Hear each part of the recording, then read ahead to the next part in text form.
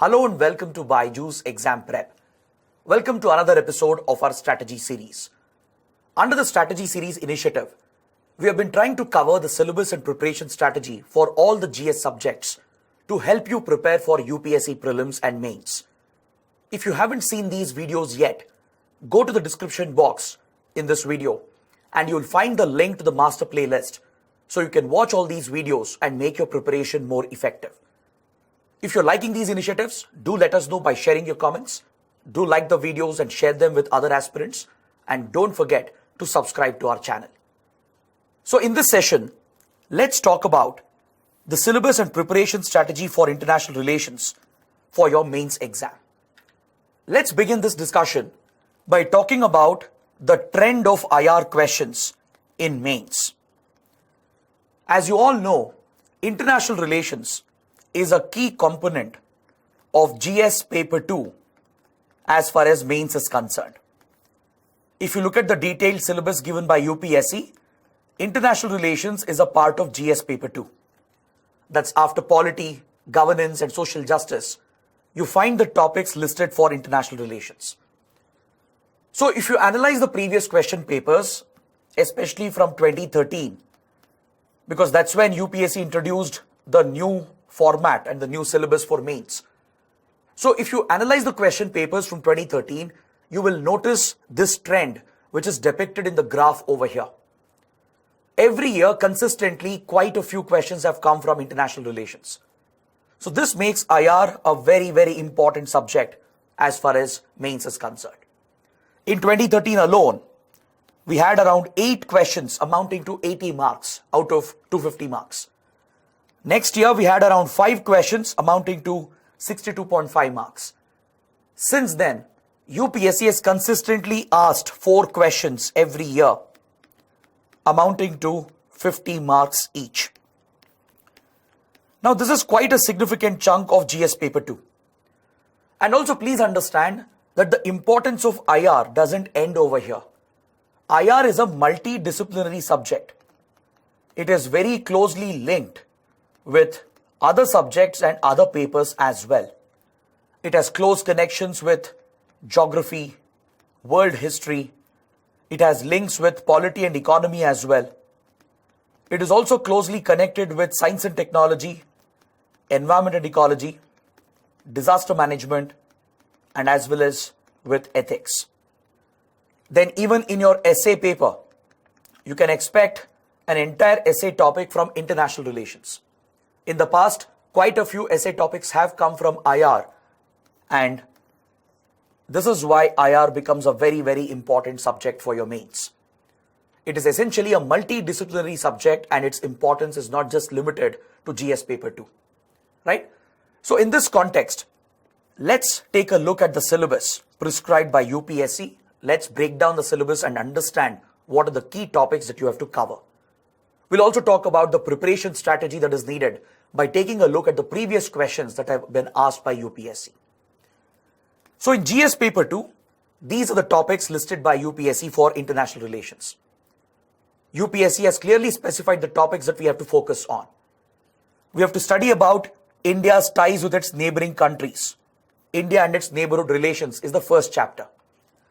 So the neighborhood, that is the South Asia region where India is located, is particularly important because any development in our neighborhood has an immediate impact on India. We share land and maritime borders with our neighbors like Pakistan, China, Sri Lanka, Bangladesh, etc. So any development, any adverse development in these countries will have an immediate impact on India's interests in the region. Let's say there is an economic crisis in Sri Lanka, or a disaster in Bangladesh, or a political crisis in Pakistan. These developments will have a direct bearing on India's national interests. And hence, the topic is very, very important because India's foreign policy has also accorded high priority for our ties with our neighboring countries. There is a high degree of importance attached with our ties with regard to our neighbors. So this applies for the examination as well. When you're studying about India's foreign policy, you have to prioritize India's ties with its immediate neighbors. because a number of questions have come from this chapter and we are going to take a look at some of them. Next, we are expected to study India's bilateral relations with non-neighbors, with other countries which are not neighbors of India. There are many key powers around the world which are crucial for India. India has very strong relations with quite a number of countries and we need to study those important bilateral relations. We should also focus on regional and global groupings and agreements involving India or those that affect India's interests. I'm sure you would have heard about a number of regional groups that are specific to certain regions like BIMSTEC or even SAARC from the South Asia region. Then we have groupings like SCO, Shanghai Cooperation Organization, European Union, ASEAN. The list goes on.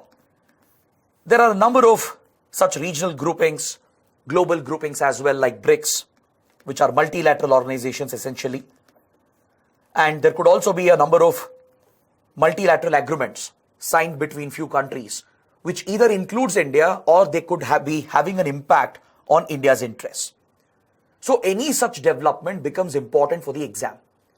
So essentially here we are expected to study important bilateral relations of India, that is our ties apart from our neighboring countries, and also focus on important groupings, regional and global groupings, which either involve India directly or those developments, if they are having an impact on India's interests, then those topics become very important for the exam.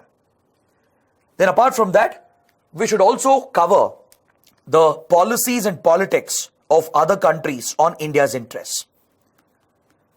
Any important policy of a developed country or a developing nation, if it is affecting India and its interests, then the topic becomes of concern for our exam. Now let's say, for example, China comes out with a new border law.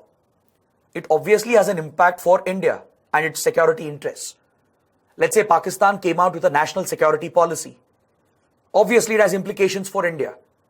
Or let's say US came out with a new visa immigration policy.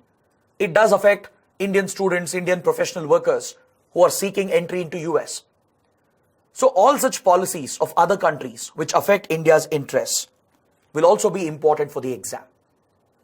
Next, we have to study about the Indian diaspora, the Indian community abroad. This includes the NRIs, the non-resident Indians, who would have gone to study and work in other countries.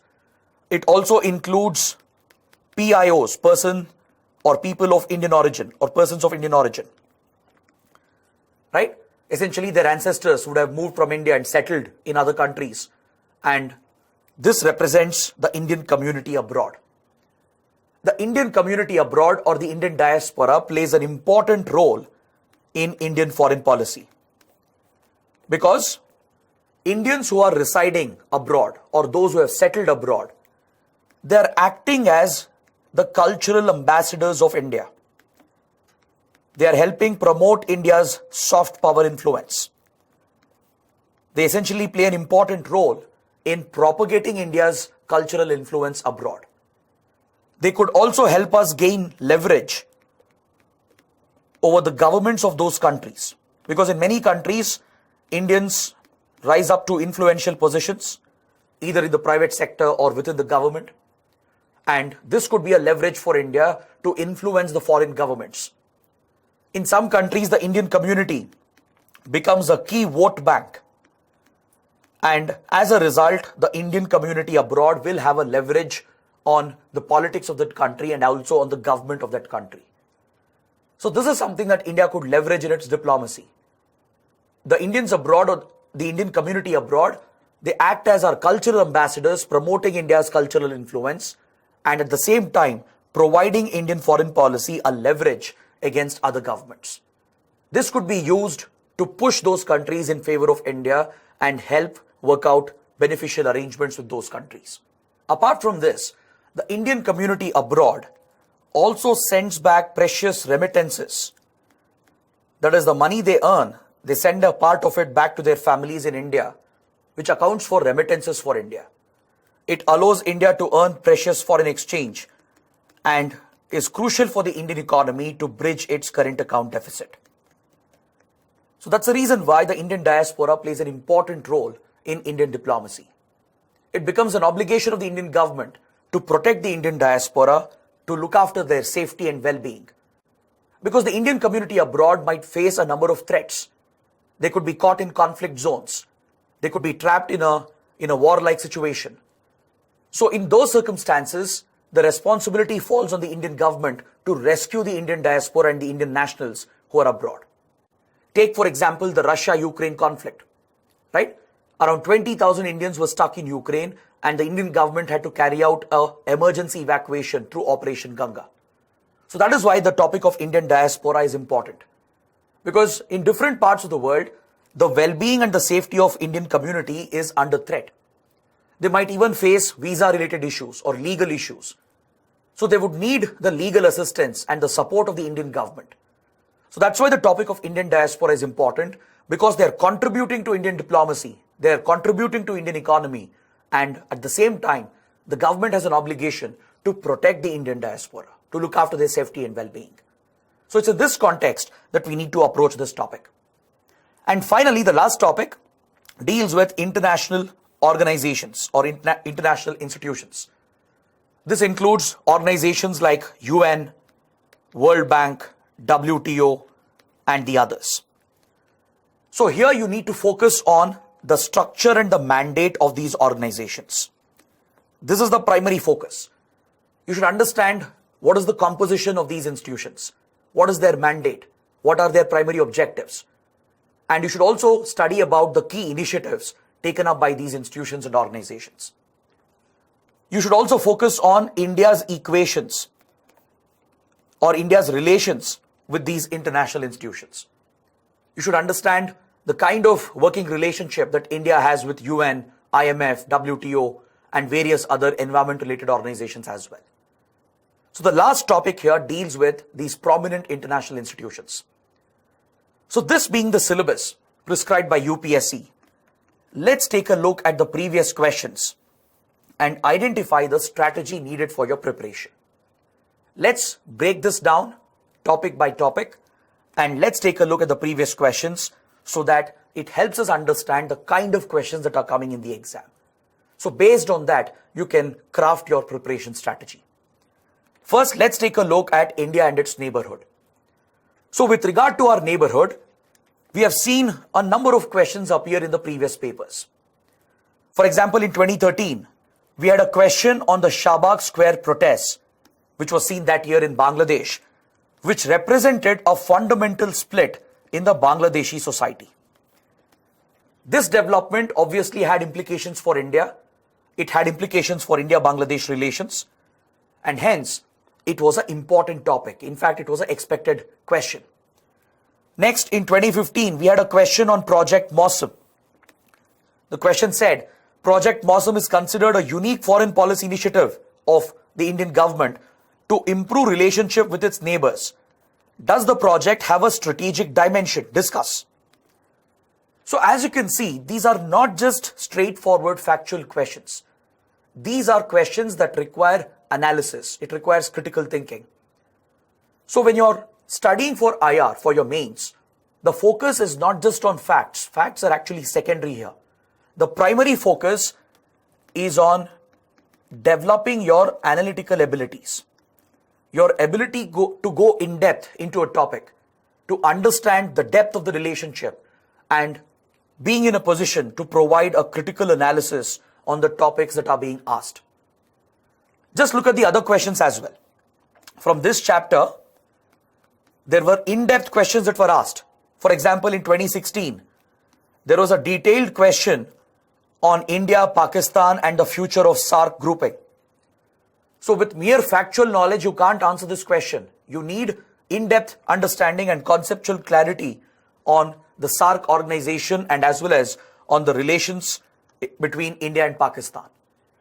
Then in 2017, we had a question related to China, how China uses its economic strength, its economic trade surplus as a geopolitical tool to enhance its military status in Asia.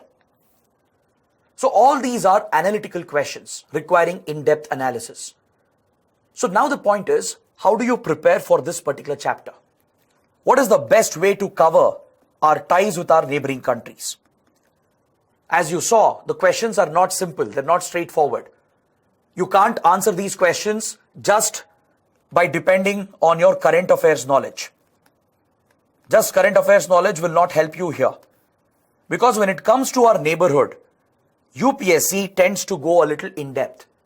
So what you have to do is, first, shortlist the immediate neighbors of India. Identify those countries with whom we share immediate land borders and maritime borders. This includes 9 countries which are listed over here: Nepal, Bhutan, Myanmar, Bangladesh, Sri Lanka, Maldives, China, Pakistan, and yes, even Afghanistan. Because on paper, India does share a small border with Afghanistan.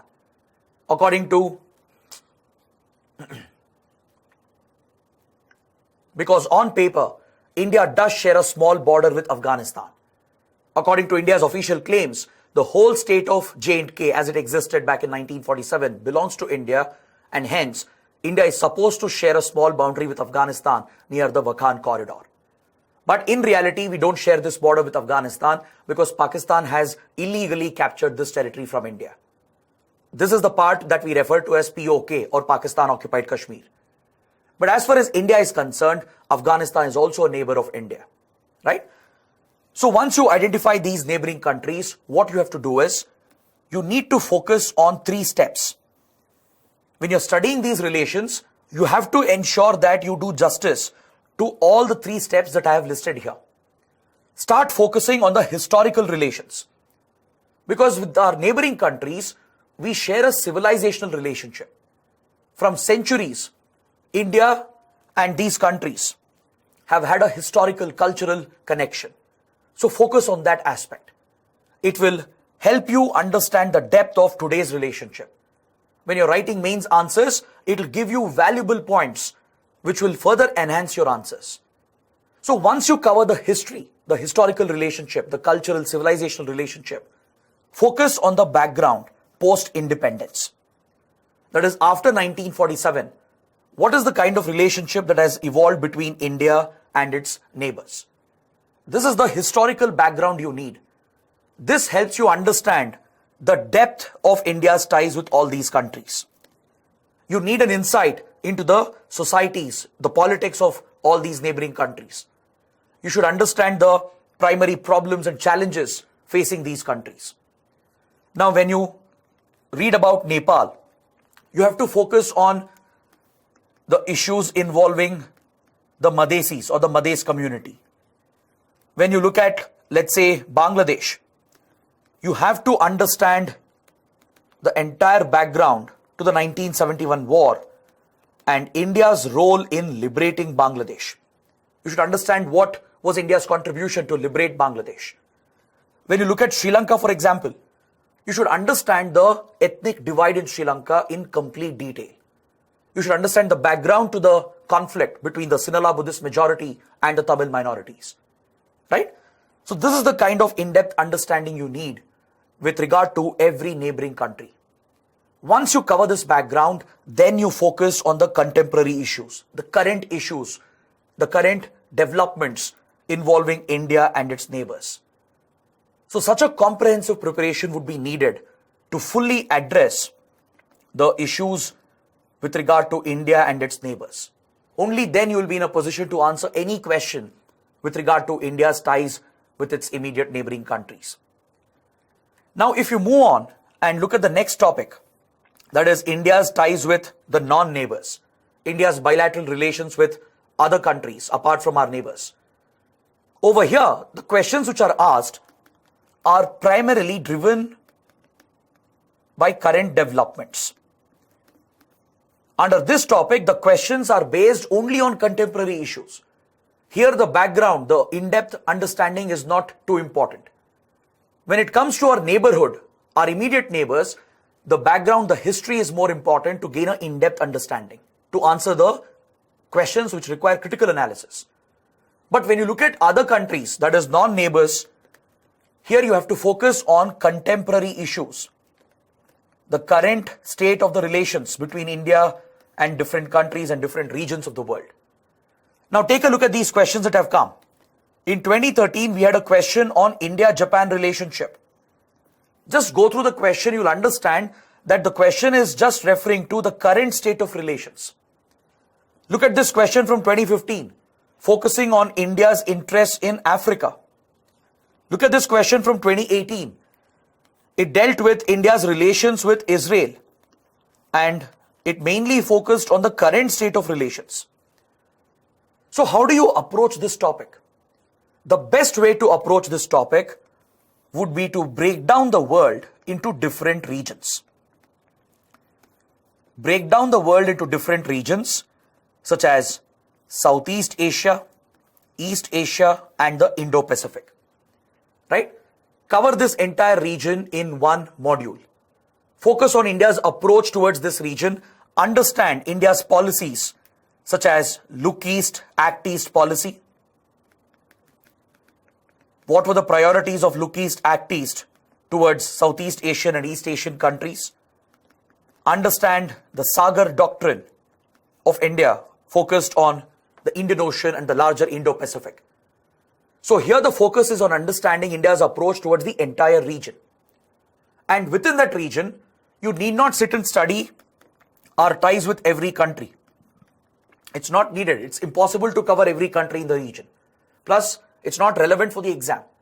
So what you have to do is, once you cover the region in a broad way, you just have to focus on some of the key countries with whom we share important bilateral relations.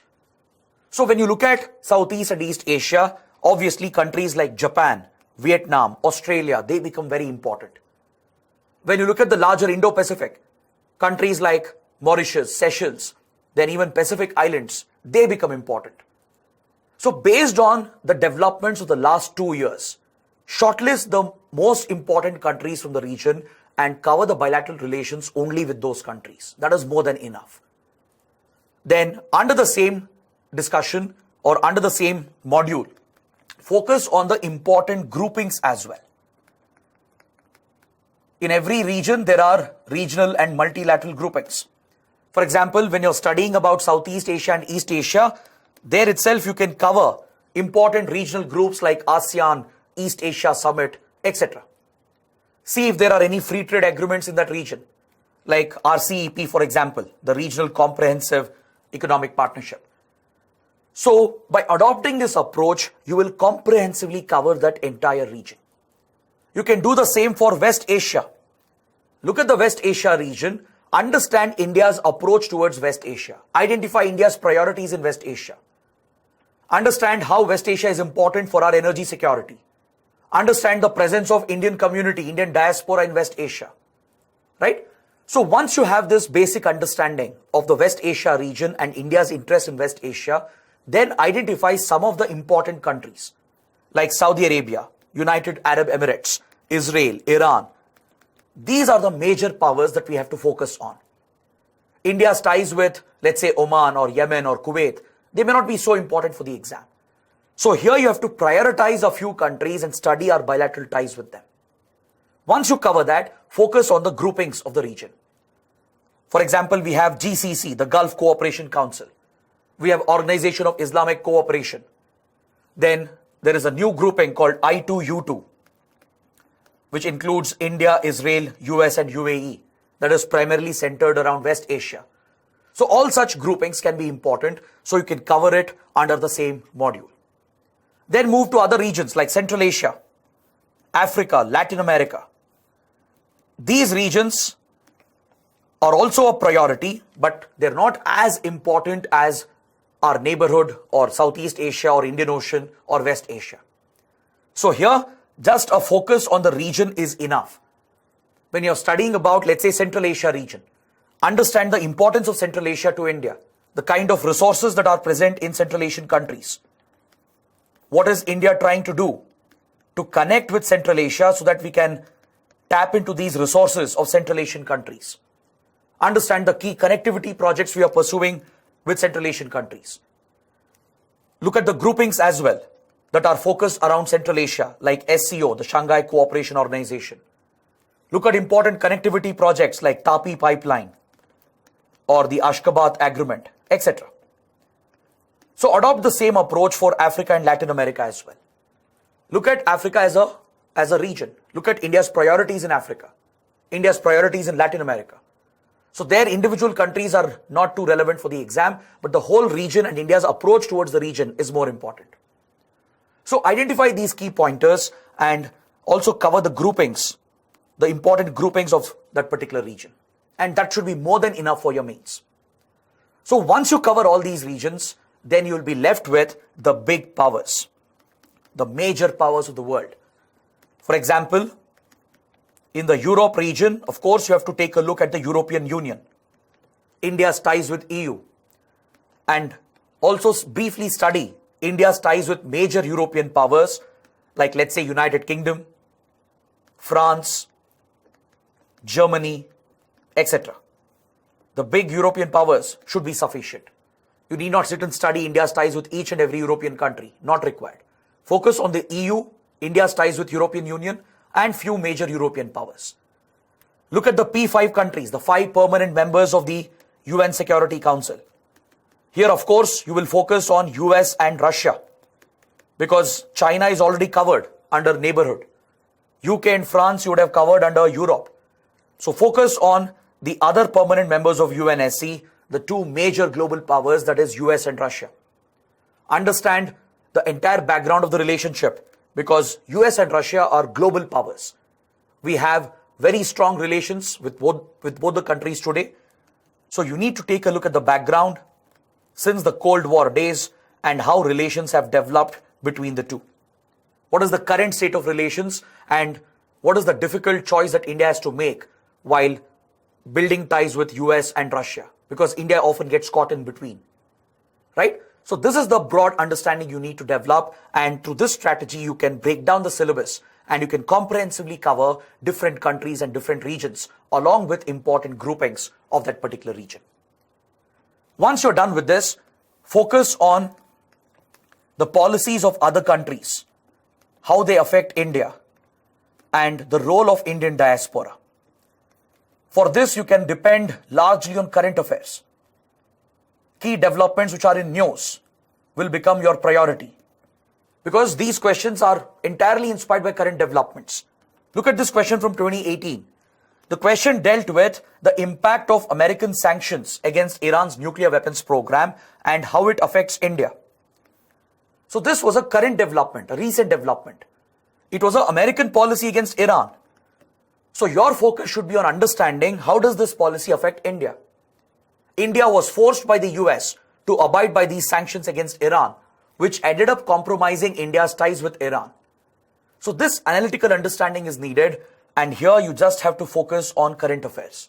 Focus on the recent developments in the last 1.5 to 2 years and understand which policies of other countries could harm or could affect India's interests. Another example could be the labor laws of Saudi Arabia.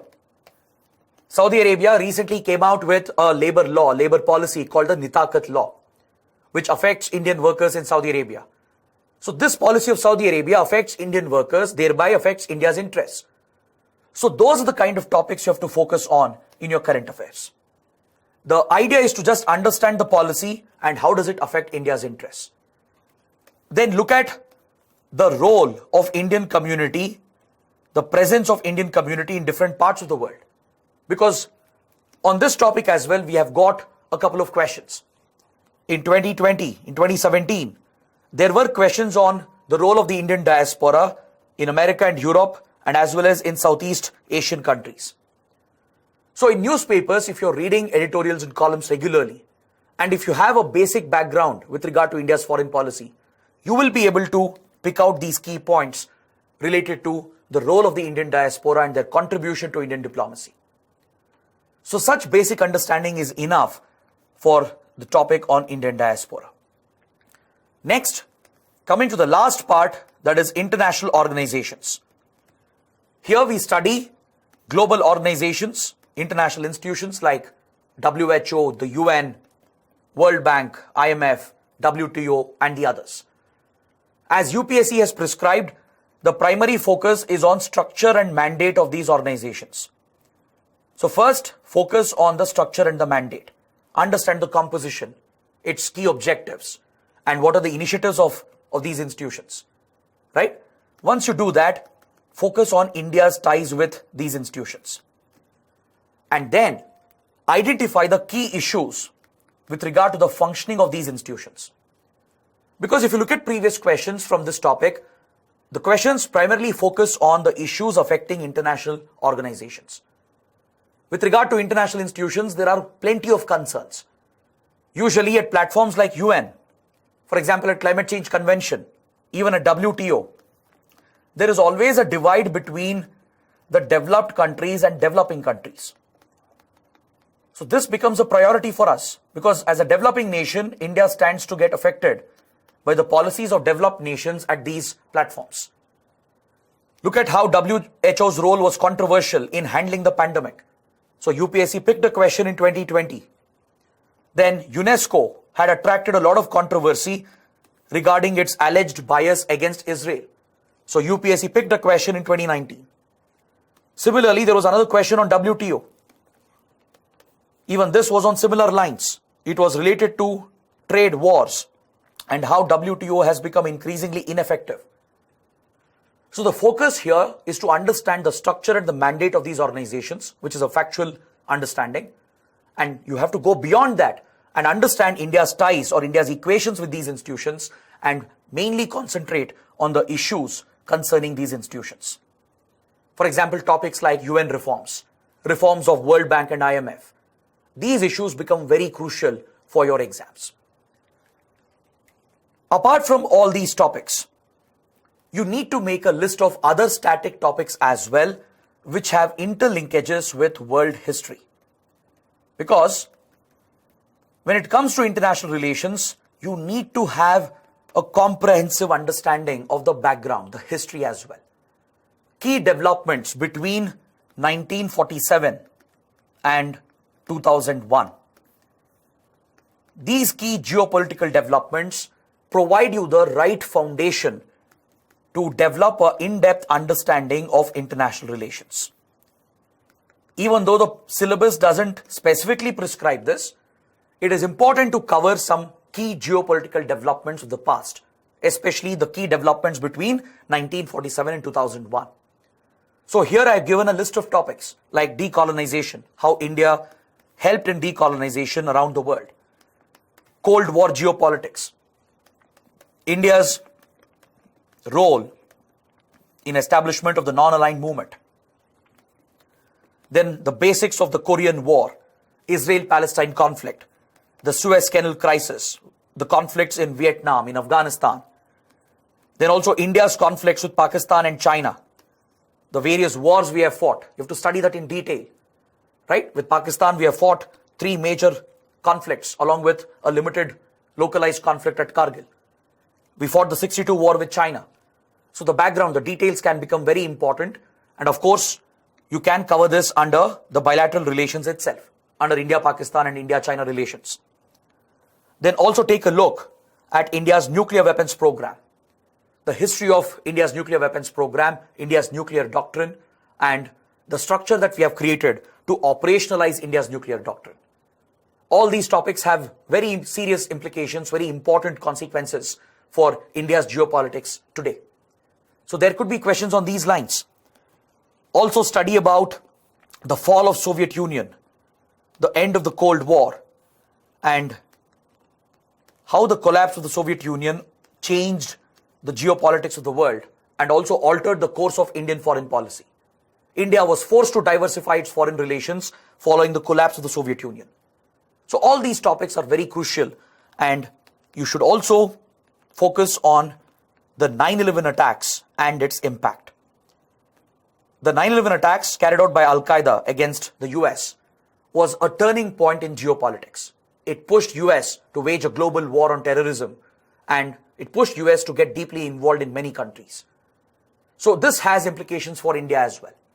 So such key static topics between 1947 and 2001 will also be important because they give you the background. It helps you lay the foundation for a deeper understanding of contemporary issues in international relations. So the best approach for the subject is to ensure that you understand the syllabus in detail, as we have discussed, focus on previous questions, and by analyzing the syllabus and previous questions, you need to shortlist the topics like we just did. identify the key topics and first focus on the static component, the background and the concepts. So here, NCERT textbooks like this class 12 textbook on contemporary world politics can be very helpful. One static book is more than enough. You can even go for any standard book available in the market, right? Instead of accumulating multiple books and reading them just once, it's always better to minimize your sources and read the same book again and again. Instead of reading 10 different books once, it's better to read the same book 10 times. So keep revising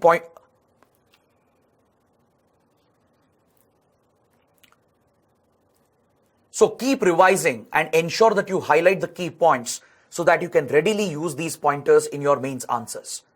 So for static knowledge, for the background, one such standard book is enough, and the right beginning can be made with this NCERT textbook. Apart from this, your entire IR preparation will be dependent on current affairs. As you know, IR is heavily driven by the dynamic component. Even though the static component is important, the dynamic component becomes even more important because all your questions are triggered by current developments. So the best way to prepare is through newspapers. Pick a newspaper like the Hindu or the Indian Express, either one of them, it's up to you. Both the papers cover IR topics in detail, especially in their editorials, columns, in their explain section. They provide in-depth coverage. So go through these articles on a daily basis. If possible, make notes. Since you would have identified the key topics, you can make exclusive notes and keep certain answers ready. For example, you can identify topics like Indo-Pacific, Non-Proliferation Treaty, India-US relations. So for such topics, you can keep a ready answer. You can write an answer of, let's say, around 1,000 words, keep it ready, so that if there is any question on the topic, you can pick out the key analysis and ensure that you write an effective answer within the given word limit. Let's say the word limit is 250 words or 200 words. Once you have a bigger answer ready, from that you can compress the points, pick out the core points, and provide the required analysis for that particular question. So along with newspaper reading, follow the website and social media handles of Ministry of External Affairs. Also watch the Diplomatic Dispatch on Sunset TV, which is a IR related show hosted by Vikas Swaroop, a former Indian diplomat. It provides you great insight into Indian foreign policy as the show brings in experts, former diplomats, and they provide very valuable inputs which can provide you critical thinking and critical inputs for your answers. Also take a look at important think tanks and their websites such as ORF or Observer Research Foundation, or IDSA, the Institute for Defense Studies and Analysis, which has been recently named after Manohar Parrikar, the former Defense Minister of India. These think tanks, they conduct expert research into the field of foreign policy, national security, etc. So every week you can make it a habit. Maybe you can spend half an hour on their websites and read at least 2 articles per week. Just a couple of articles that are relevant for the exam. So this will provide you the much needed additional information and in-depth understanding to write analytical and critical answers that are needed for your UPSC mains. So this is the basic approach and the strategy you need to follow to ensure that you write good answers for international relations in mains. On this note, I would like to bring my discussion to an end. I hope it's been a fruitful session. If you like the initiative, do let us know in the comment box below. And don't forget to subscribe to our channel. Thanks for watching.